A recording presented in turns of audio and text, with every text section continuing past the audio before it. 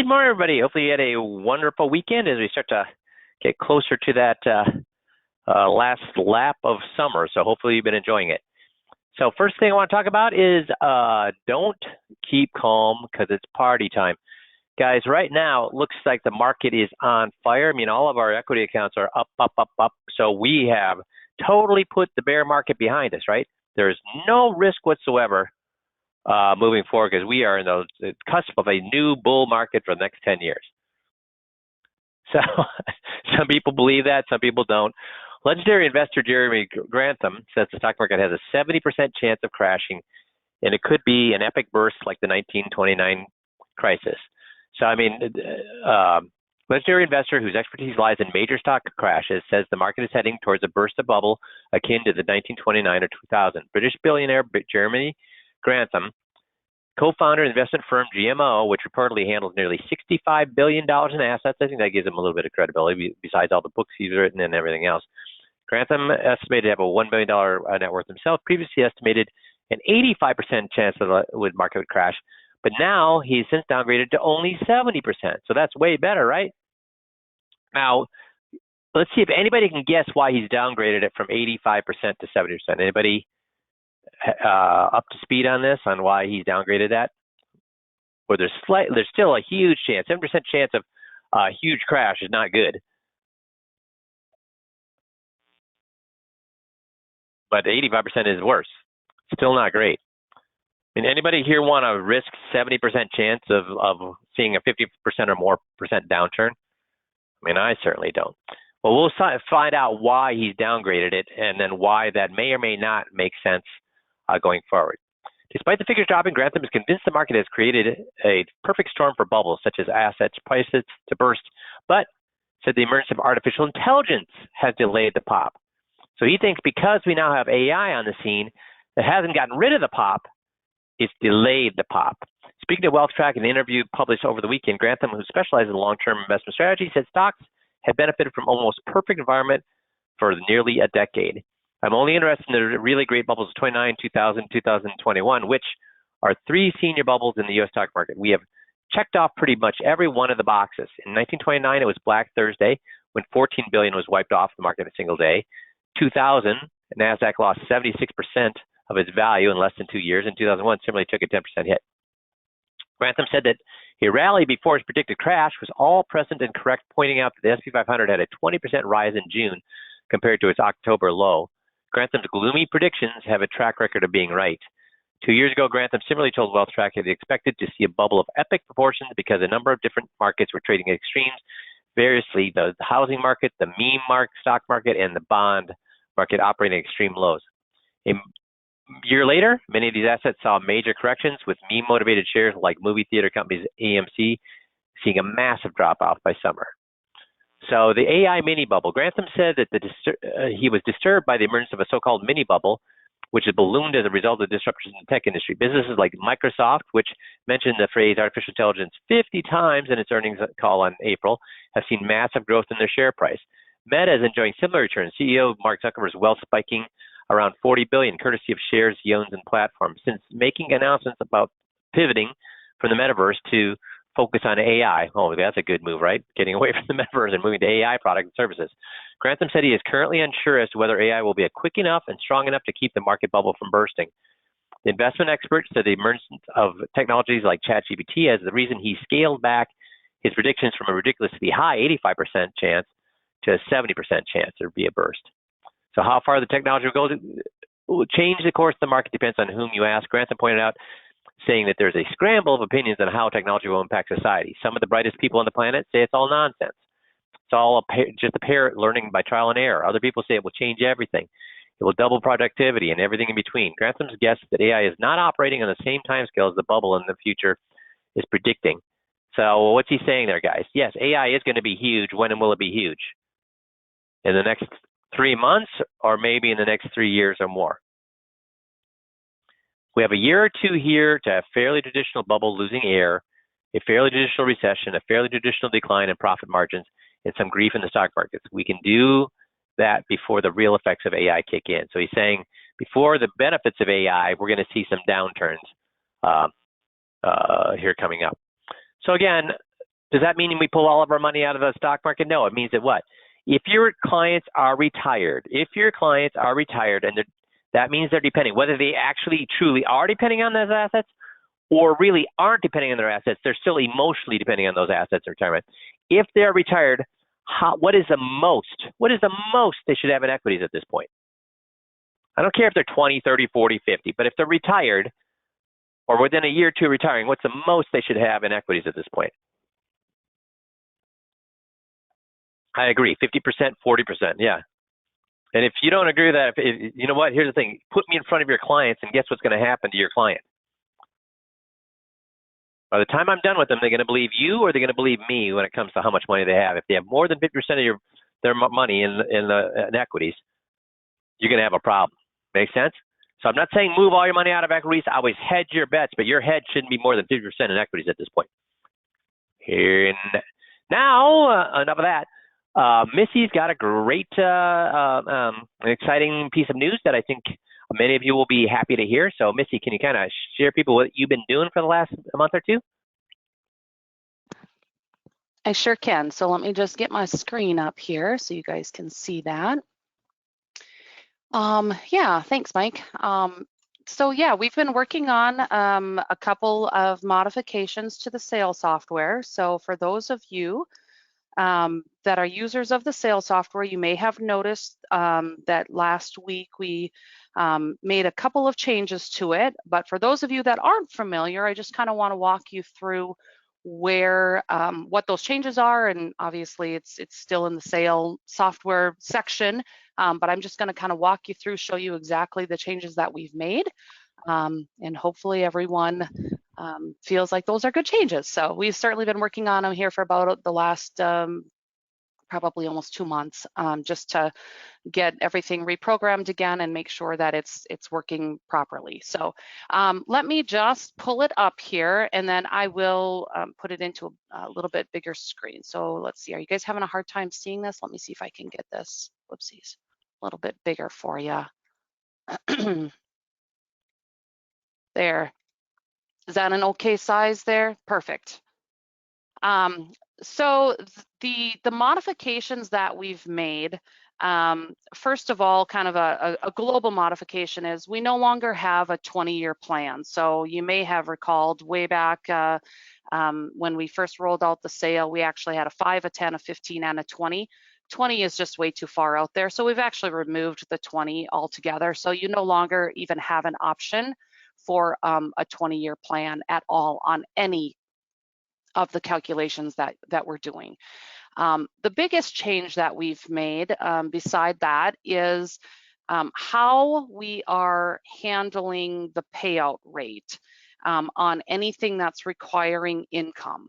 So I'm going to actually take you through a stated income, just a 10-year plan, and previously we were utilizing the growth rate as also our payout rate. So the calculation, some people felt like the calculation was maybe off because it wasn't utilizing that exact same rate through all of the buckets.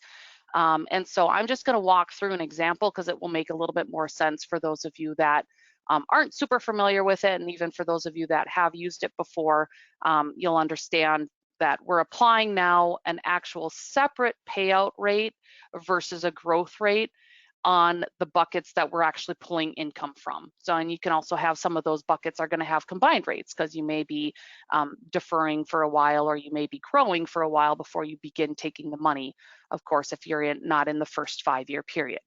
So let me just walk through my example here. Again, I'm just doing a stated income plan, but this would be act the same for deferred income as well. So we've got a 62-year-old couple with $500,000 in principal, and I just plugged in some of these numbers, guys, before the call just to make this a little bit go a little bit quicker for you.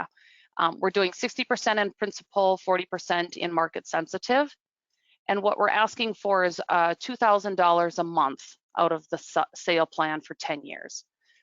So while the sale plan is paying out, I am now using a payout rate of 1.5%, different from my growth rates of 2% in bucket 1, which you'll see doesn't apply because bucket 1, I'm only actually paying out. But if I were to be deferring it or something, I still need the ability to be able to put a growth rate in there.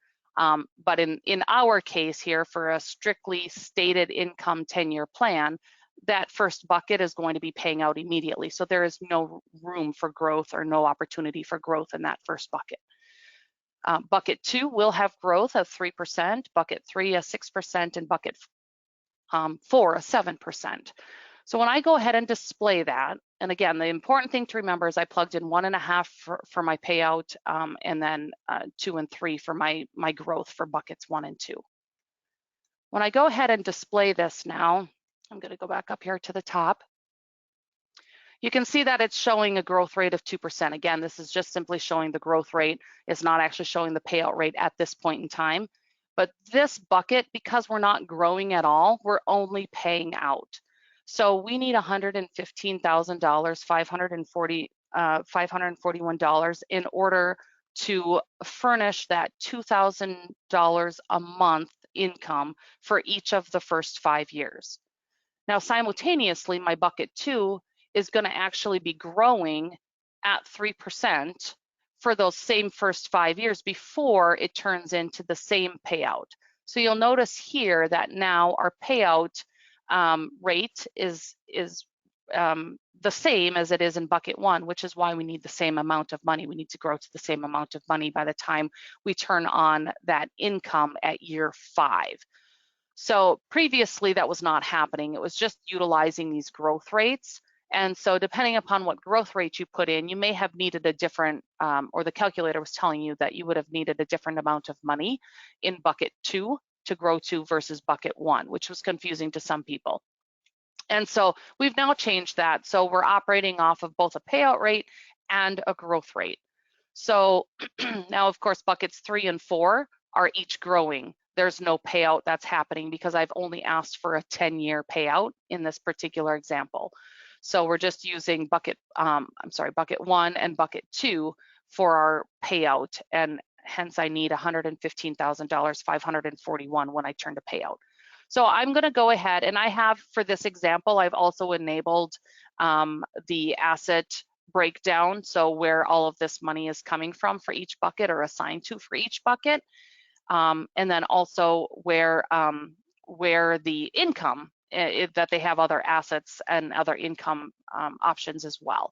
So let me just run this whole entire PDF so I can show you the whole thing. But you'll notice here that I just turned on, these are both optional. So when you come in to a brand new sale, these are collapsed. They're both just optional items. So this might look more familiar to most people because all it's doing is displaying just the sale portion of it, just the buckets.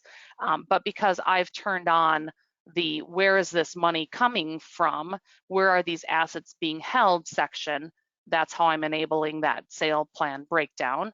And then also on the other income, this hypothetical example actually utilizes, Frank has Social Security income of $1,785 a month, as does Mary has $1,650, and the ages that they are when they're going to take that. So now that I have everything in here, I'm just going to go ahead and generate my PDF and pull it up here for you. I'll make this a little bit bigger so that it's easier for everyone to see. Okay, so going back to our 10-year plan, again, we're doing the $500,000, $2,000 a month is what we're looking for from the sale. Now, remember that I just showed you that we put in Social Security income for both Frank and Mary as well, and that will reflect here on the next pages that we go through. This is where you'll now see you've got a payout rate. This is how this is being calculated. Bucket 2 now is a combined, because for the first 5 years, we are growing from 99,000 at a growth rate of 3%, but then as soon as we convert over to 5 years from now, we need to begin to pay out. So again, the payout is paying out at 1.5%, hence why I need the $115,000. So essentially I have $115,541 for the next 10 years that's paying out that income of the $2,000 a month. Simultaneously, my bucket 3 is growing in a fixed investment, my principal preservation bucket, and bucket 4 would be my market sensitive bucket. So that's my 40%. So each of these plan, or this plan, each of these buckets will continue to keep growing even as I'm paying out my income for the first 10 years. And at the end of 10 years, I'm actually, this plan is actually going to end up above the $500,000 principal that I started with, despite paying out for 10 years income. And then again, because I turned on the 2 optional breakdowns, this is the first breakdown. And again, all that's showing is where is this money coming from for each to fund each of those buckets. So I've got some money that's just an Ally Bank that's paying out for bucket 1 and bucket 2. Simultaneously, I have a F&G policy that is growing in bucket 2. And then in bucket 3, I've got a SILAC, and in bucket 4, I've got a TD Ameritrade account. Again, this is just a hypothetical example, but that's how I'm getting to my principal and each of my buckets being funded. And then this also will show where's my income coming from. At age 62 is when we turned on the sale income. So that's our first 5 years. This is our second 5 years. And then their Social Security begins kicking in here at age 66 for Frank and 67 for Mary. And so this is just showing our year-by-year income that they are gathering for each of those 10 years. So that is the changes. And again, the big changes have to do with this payout rate and utilizing the same payout, or whenever we're paying out money, we're utilizing a payout rate, not a growth rate, no matter what bucket is in. So are there any? Yes, Artie, so that is correct. Bucket 1 and 2, again, on a 10-year plan. Now, if I drop this down to a 5-year plan, you're not going to have bucket 2 paying out any income. Only bucket 1 will be paying out income. But wherever buckets are paying out income, that number will reflect the same. So you can see here that that number reflects the same at the point in time that they are paying out that income. I'm just reading through some questions here to see if there's anything else. Bucket 2 using 1.5, for example, in second 5 years. Yes, that is correct. And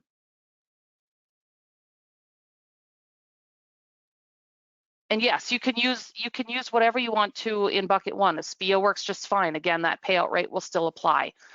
So you might have a payout rate of 1.5%, maybe even 2% for at this point in time. SPIA works great for that bucket. That's actually a perfect example for that bucket. I just threw in a money market account that was paying actually a pretty sizable payout at this point in time on this example, but this is simply just an example. A SPIA works great in bucket 1 to take that income from.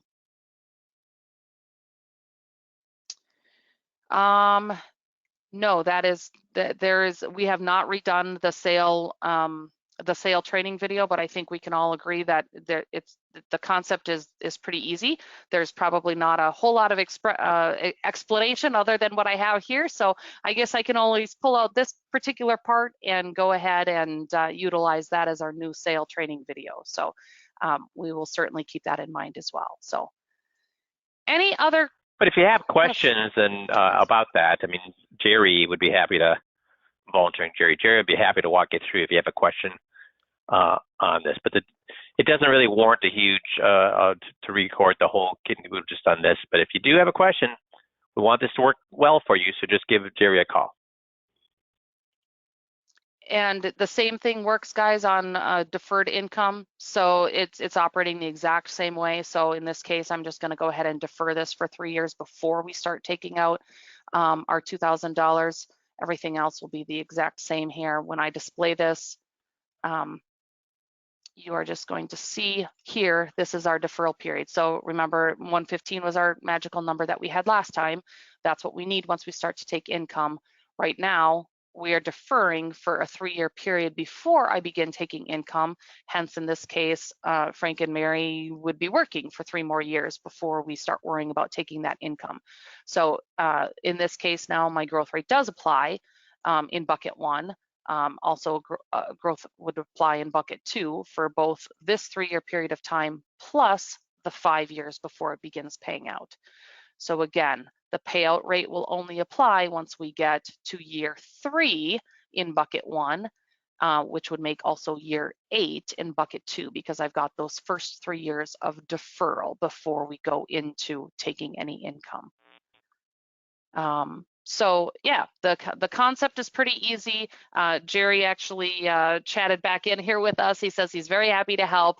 If anyone has any questions or struggle running any sale, reach out to Jerry. You certainly can reach out to myself as well. I'd be happy to take you through any of that as well. So I think, Mike, that is all I have. So if there's no other questions, I'm just going to go ahead and turn this back over to you, Mike, and Okay.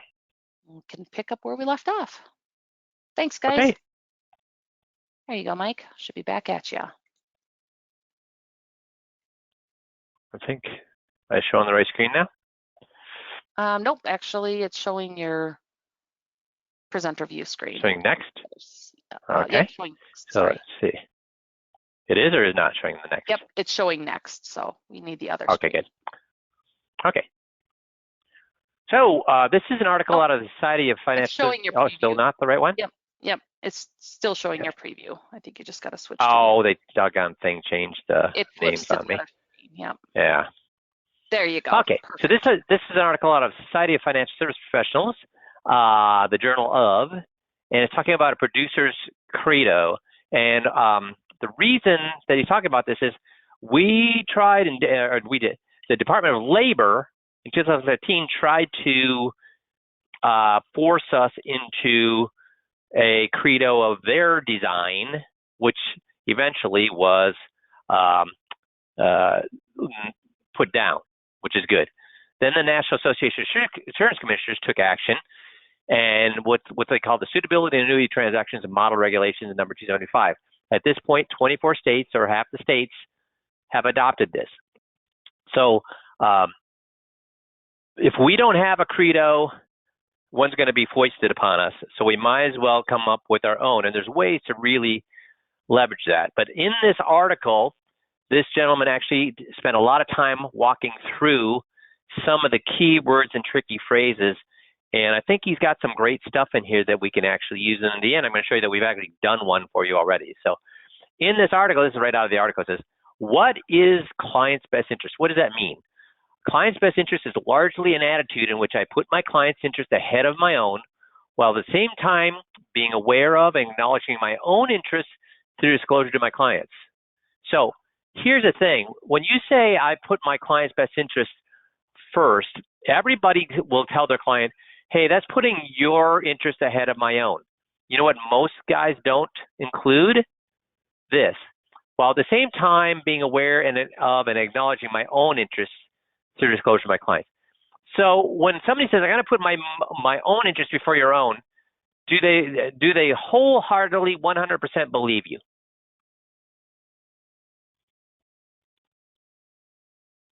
No.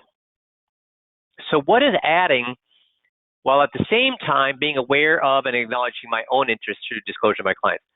So why does it aid you to remind them, hey, but obviously I've got a vested interest here. I'm compensated by what I sell you. I mean, why does that add to your credibility? Because it says you're trying to hide that fact, or you're saying, listen, that's right, Artie. It shows that you're honest. It shows that you're honest. And I'm more likely to believe somebody when they acknowledge the fact that they do get some sort of compensation. Don't hide that fact. Don't say, and the company doesn't even, the company pays the fees or whatever. No. You get a commission. You tell them you get a commission. Don't hide that fact. They get that you get paid for what you do. So disclosure would include statements such as, so he gives us some examples here.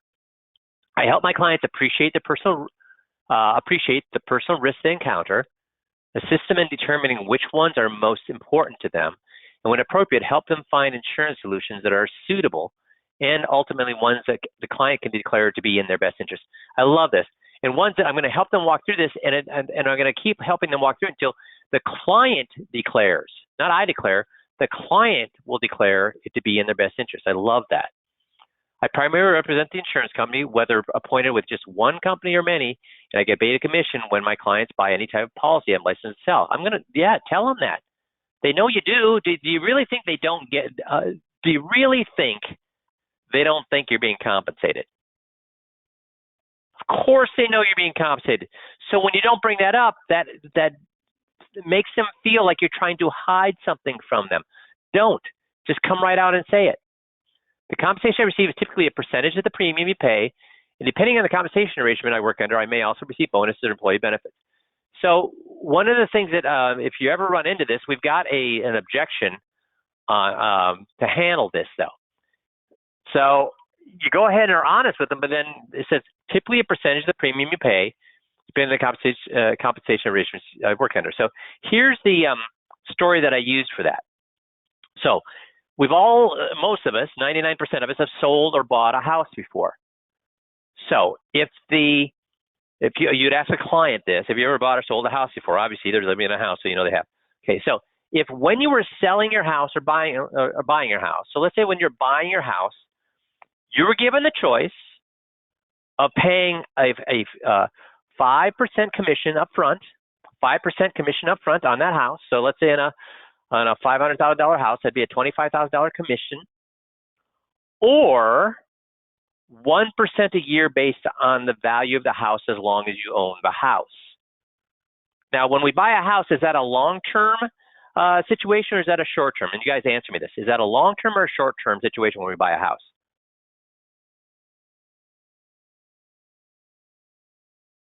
Yeah, long-term. When we invest, is that a long-term or a short-term situation? It's also a long-term situation, so it's really the same.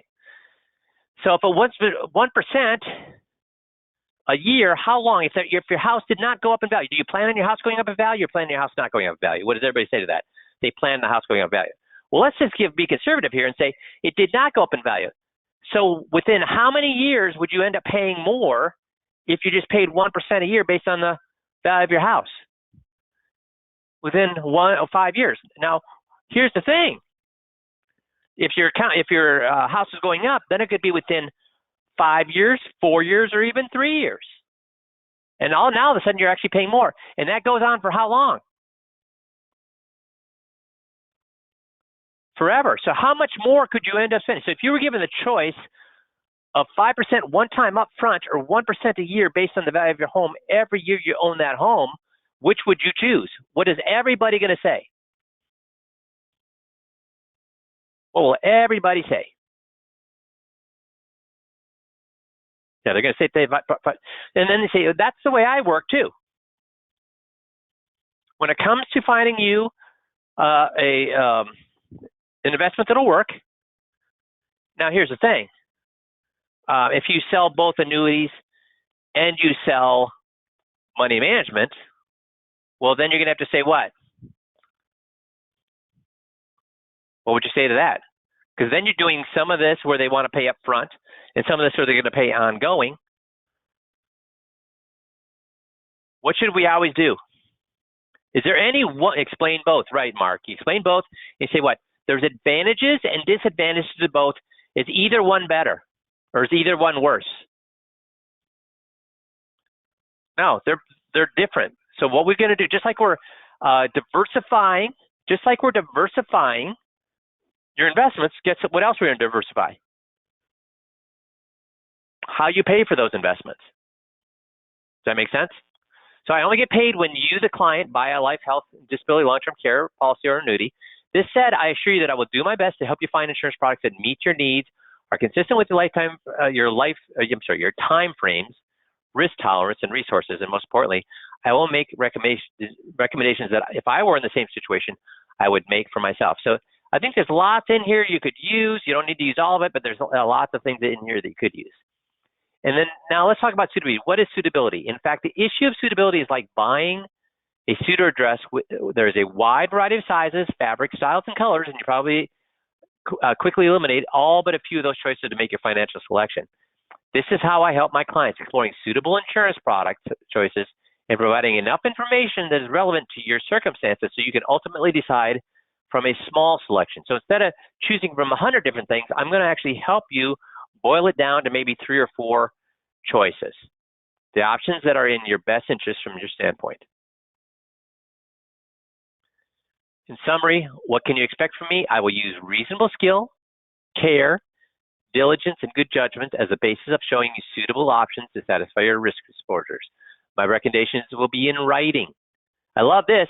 With your permission, we will record and I will make available to you an audio recording of conversations. Guys, how long have I been telling you you should record your conversations and offer them to your clients?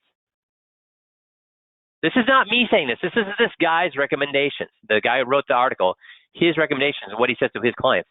Do we offer to record the meeting for people and give them that recording? Yes. Should that make them feel more comfortable? Yes. Should it make you feel more comfortable?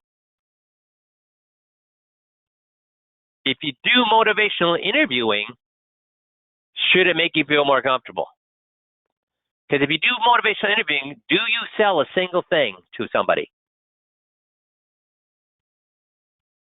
Do you ever recommend anything to anybody? Do you ever tell them this is the best thing for them? Do you ever tell them what they're doing is wrong, that there's something better? Do you ever tell them anything? No. With motivation interviewing, the client tells themselves everything. So if they ever tried, if there's a recording, first of all, it's good for them because it keeps you on your toes and makes sure that you're letting them make the decision. But it's good for you for the same reason, because if anybody ever tries, and it's usually not your clients, it's their children who want to then come back on you and say you did the wrong thing. If anybody ever tries that, attorneys that are going to represent them are going to be working on a commission basis.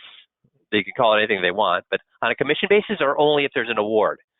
Only if there's an award. So when you send the tape to the attorney, he's going to listen to that tape and say, what? There is a case or is there not a case if you use motivational interviewing? Would there be a case if you use motivational interviewing? Would there be a case for the attorney? I don't care what was sold. Would there be a case? No. Why? Why, Mark? You're right. Why not? Did I make a single statement with motivation? They told me. That's right, Mark. They told me. I didn't make a single statement. They told me what they wanted and why. So record. Don't be afraid. Record your meeting. Again, making it available to them as well so they know why. That's a good thing for both parties. I will prepare for your approval and use an insurance policy statement that memorializes our discussions that have led to you implement insurance decisions you find in your best interest. You can optionally say, I will meet with you at least every other year, or whenever other than when you reach out, I will not initiate meetings, whichever one that you would want to do. I do meet with you on a regular basis, or I will not meet with you, whatever you want. And finally, I offer my producer's version of and finally, in this article, he's saying, and finally, in this article, I offer my producer's version of the IMSA, Standard of Ethical Market Conduct, that I devised for myself in IMSA. This is back in the early 2010s that he came up with this. He said this is what he came up with for IMSA and what they were proposing insurance agents or insurance professionals use as their disclosure. I will conduct business according to high standards of honesty and fairness and render that my service to my clients, which is in the same circumstances I would apply to or demand for myself. I will provide competent and customer-focused sales and service and will maintain a level of professional competence through a lifetime commitment to professional growth and continuing education. I acknowledge the different constitutes that I serve, the insurance companies and the wider insurance industry, my clients advisors, my community, and my family. I serve all those people, and I will ethically resolve any conflicts that might arise between all those relationships. This is what I love. This is an example of apologizing in a way that makes you look terrific. So what you're saying, hey, I do serve insurance companies in the insurance industry, but I also serve clients. I serve my clients' other advisors, their tax advisors, their financial advisors, their investment advisor, my community, and my family. This is a great way to tell them you're not just a salesman, you're what? You're a valued member of the community as a whole. Without bragging about it, you're actually using it. I'm sorry, I do represent these other people, and I have to keep them in mind, including insurance companies and my community. So it's a great way for you to really leverage the fact that you do view yourself as part of the community. You are a family person. 4, I will communicate fully and effectively so the clients receive appropriate recommendations that balance the natural inclination to maximize benefits, tempered by their unique tolerance or lack of tolerance for risk. I would deliver to my clients a statement of business processes, methods of compensation, other disclosure appropriate to open professional business relationship, and I will maintain processes and procedures in my practice that are reasonably designed to achieve my follow-through and compliance with these principles. So this is what he recommended, and this is the guy who actually wrote the article. So I think that has a lot of great things in there, but I just did want you to know that 5Q already has one of these. We call it the Hippocratic Oath for Advisors of Retirees. So we have this available on the website. We believe that working with retirees is a privilege. We believe in respect, independent judgment, education, confidentiality, expertise, and community.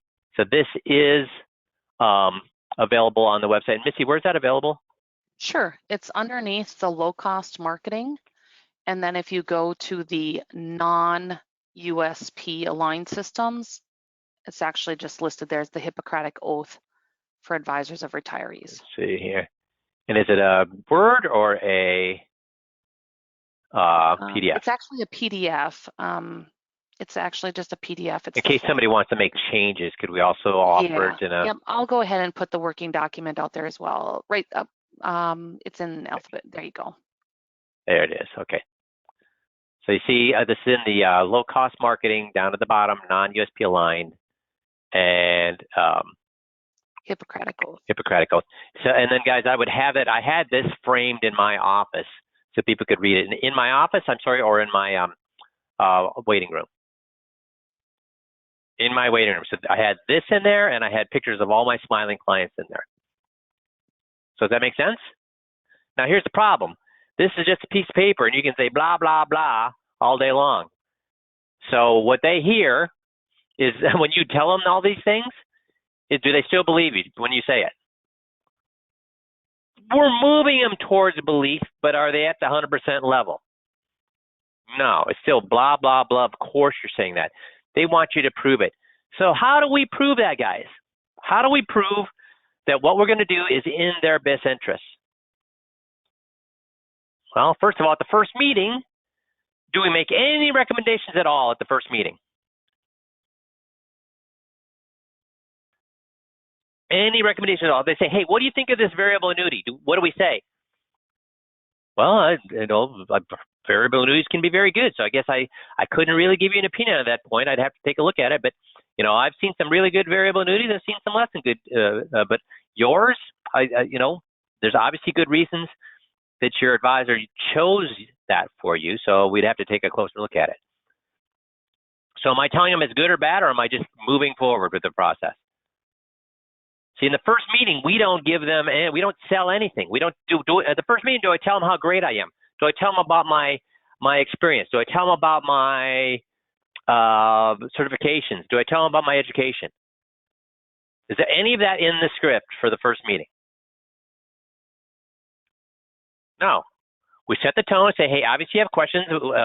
Now, when it comes to those questions, we want to make sure that they are what? General, because I don't know anything about your situation, so I can't really answer any specific ones. And I tell them that, or I have them tell me that. I have them tell me that I would not be able to answer any questions they ask that are specific because I don't know the situation yet. So we have them say that. Then I just gather the data. Then I walk through which one of these 6 goals do you want? Remember our USPs. Which one of these six USPs do they want? They say they want all of them. And then I say, okay, great. What we'll do is we'll get together and go over these things the next time. So is there anything in here that's going to make them feel like I'm a salesperson? That I have a vested interest? No. And then we have the 21-point checklist. What do we spend the first 40 to 45 minutes on with the 21-point checklist? Non-financial. Why? How much do we get paid to talk about these things? Nothing. Nothing. But how much time, money, and hassle have we helped them avoid by doing these things for them? And do we couch these as, I'm a great financial advisor. I feel that any advisor that does not cover these things is not a very good advisor. And I think these are really important things. So I do this for all my clients. Is that how we cover these things?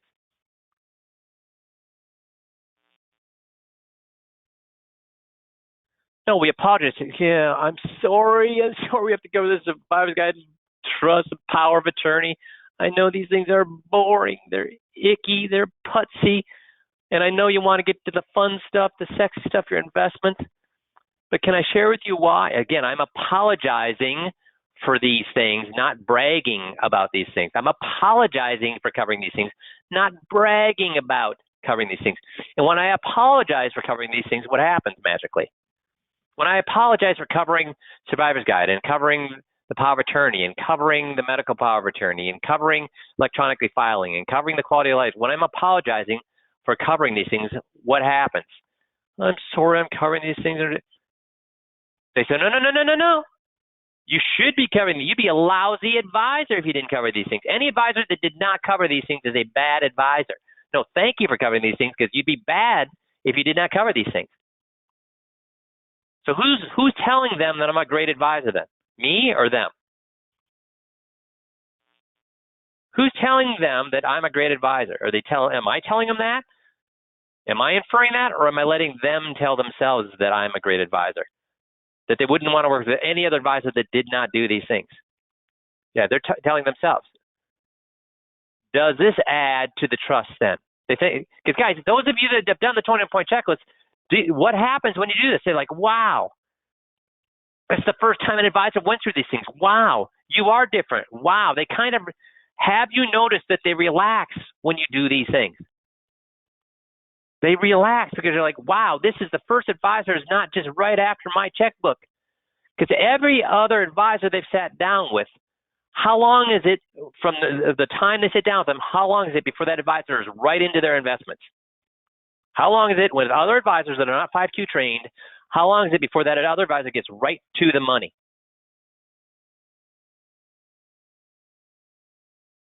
Answer that. Come on, guys. Do you believe this or not? Long or short? Minutes or seconds? Your competitors do what? They get right to the money. And if you're on a date with a girl and the only thing you talk about is sex, guess what? She knows you're only concerned about one thing, which is what? So when they meet with an advisor and the only thing he wants to talk about is money, what do they know about that advisor? He wants their money. So I know this seems like it's icky putsy, but I used to tell people I make $1 million a year by doing things I don't get paid for. These 11 things would have allowed me to get people to move all their money to me. It wasn't proving that their investments are bad. It wasn't proving they could do better. It wasn't because I showed them they were taking too much risk and not getting a return. It wasn't because I was showing them they're paying too much in fees. I was doing all that stuff before, but they didn't trust me. They didn't trust me because they said, the reason you're pointing all those things out is because you just want me to move money to you. So great. I moved from one bastard to another bastard. But by doing these non-financial things, then all of a sudden they're like, wait. Mike is different. Look at all these ways he's helping me. He doesn't even get paid for it. I can trust this guy. He is different. So yeah, I have a Hippocratic oath on my wall, but is the Hippocratic oath more important? Or is the fact that I haven't brought up anything about their investments the first meeting, and then I spend the first half of the second meeting doing things I don't get paid for? That's what convinces them that they can trust me. And in the third meeting, Missy just went through the sale program or the fixed index annuities. Do we tell them what they need to do? Do we say, here's what I'd recommend that you do? No, I say, would you like to see what all my other clients in your situation do? And they say yes. And we walk them through motivational interviewing. And I found this great guide to motivational interviewing. I'm actually going to spend a whole coaching call on this, but I do want to touch on just here in the next month or so. But I do want to touch on just a few things that it did cover. So the theory and main principles of motivational interviewing. Although motivational interviewing clearly has its roots in clinical practice, it is now clear that the principles behind motivational interviewing, why it works, has a very long history in terms of theory. So here's the thing. Even though it's been used in clinical practice, have we found that it works with what we do in the financial industry? Yeah, it works so well that the two people who designed it got a little irritated with it. Because it worked. Because could you use motivational interviewing for the wrong reasons? Yes. But are we using it for the wrong reasons? Do we really do a great job as financial advisors? Or are we using motivational interviewing just to make commissions? No, we're using it for the right reasons. So even though it was designed to be used in a clinical practice, it works no matter what, because people don't want to be told what to do. They want to decide for themselves. They can be briefly summarized by 6 general principles. Don't tell people what to do, because it usually doesn't work, even if you're right. How many of us have learned as financial advisors that you can tell people till you're blue in the face what they need to do, and will they still not work with you? Basically, if people don't feel like they have a choice, they feel a real need to do whatever it is they've been told not to do to prove they still have free will. They don't want to be told. Just like if somebody, even if there's a fire, if somebody pushes you, what do? You push. Even if you're running away from a fire, somebody pushes you, what do? What's your natural inclination? Push back. It's like, don't push me. I will get out on my own. So nobody tells me what to do. That's the first principle. Principle number 2, listen. If you can't listen and engage someone in conversation, they're never going to change. This is part of motivational interviewing's roots in patient-centered counseling. In 1951, they argued that the change can be facilitated by providing somebody with a therapist who adopts a non-direct style, who's empathetic, genuine in their attempts to understand, warm in their responses. Guys, what do we call warm in our responses? What do we call that? See how many of you understand what it is that we do. What do we call, they say you need to be warm in your responses. What do we call being warm in our responses? What's the term I use? GOTS, very good, Dale. Howard, GOTS, exactly. Empowering, right, Mark? That's what we call it. So do we do these things? Yes. If someone is expected to be persuaded or told off about not adhering, this is unexpected. They don't see when we overcome an objection. Do we ever tell them they're wrong? No, we tell them they're right. See, they're expecting to be persuaded or told off, and when we don't, when we instead get on their side, that's unexpected. That's a good thing. Principle 3: let the patient tell you they need to change. Do we do that? Of course we do that. That's the whole thing about the 21-point checklist. We do not tell them that they should not trust their advisor. They tell themselves. The very best thing that can happen is for someone to tell you why they should change. Is that what we do with the 21-point checklist, guys? Yes. Cognitive dissonance. This is cited as Bill Miller, one of the 2 guys who designed the clinical use of motivational interviewing.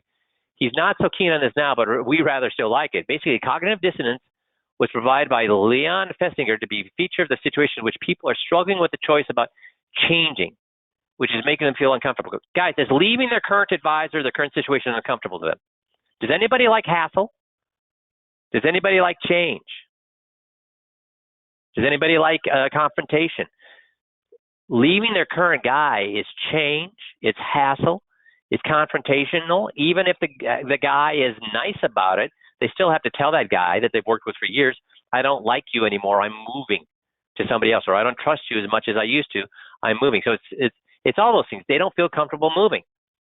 So there's something, when there's something someone feels they ought to do, but they're not doing it, such as filling out a tax return, giving up smoking, leaving their current advisor, this conflict itself makes people uncomfortable and produces a momentum towards change if handled the right way. Cognitive dissonance is a very powerful phenomenon that every one of us has experienced. Motivational interviewing refers to this and aims to use an understanding of principles to encourage change. So do we have them go through an understanding of dissonance where they say, I need to quit my advisor? I need to, instead of it won't do me harm, it's going to do me harm if I stay with my guy. This makes sense to me. Do you see how we use that? Principle 5, people need to feel confident before trying to change. Even if someone's convinced that they need to change, they don't feel confident, they're unlikely to try. Why do they feel confident in moving to us guys? So if they figure out, I can't trust my advisor, why do they trust us? We went through one reason, which is what? We do the non-financial things. That adds to trust. What else happens? See, if a magician shows you the trick to cutting a lady in half, can they trick you with that the next day? No. So all the non-financial thing gets them to see we do things that we don't get paid for because we value them as people. We want them to be. We want to do things even if we don't get paid for them to put them in a better situation. And then when we get to the financial stuff, we're showing them all the tricks their current advisor is playing on them. If I'm showing them all the tricks that their current advisor is playing on them, what do they know about me? Can I then tomorrow play the same tricks on them? No, I've showed them the tricks to cutting the lady in half. I can't do that. So without me saying a word, what do they know about me? I will or will not try to trick them. I will try to do the same things to them, or I won't try to do that. I won't. That's right. Number 6, ambivalence is normal. It's normal for human beings to be unsure of what to do, especially if the choice is tough. It involves a change to be difficult. That's why we have to get them to not trust their advisor anymore. How many of them, if they don't trust somebody that's handling their money, are going to stay with them? See, they really don't want to move. They hate change. But when they find out the person who has their entire 40 years worth of savings in their control is taking advantage of them, does that become, are they any longer ambivalent? Are they ambivalent anymore? When they find out the guy handles all their money, no, they are not. Artie wants to see number 3 again. Let the patient tell you they need to change. So you can actually, guys, if you want to see this, just download this. It's online for free. So just put a brief guide to motivational interviewing, leads teaching hospitals, and you can see right here, it's at drugsandalcohol.ie. We have that down here, so you can actually order this report or guide. I'm actually going to go through it in detail here in the next month. I'm just touching on some of the principles right now. 4 principal strategies of motivational interviewing are: get a conversation going, express empathy through effective listening, develop discrepancy between a patient's goals or values and their current behavior. So the 21-point checklist does. Avoid argument and direct confrontation, adjust the resistance rather than opposing it. That's why we have GOTS, and support self-efficacy and optimism. That's why we let them make their own decisions. Clinicians who adopt motivational interviewing as a preferred style have found that the following 5 strategies are particularly useful in the early stages of treatment. Ask open-ended questions. Listen reflectively. Summarize, affirm, GOTS them. Elicit self-motivational statements. Have them tell themselves why they want to make those changes. Tell them that those decisions are fantastic. Get on their side.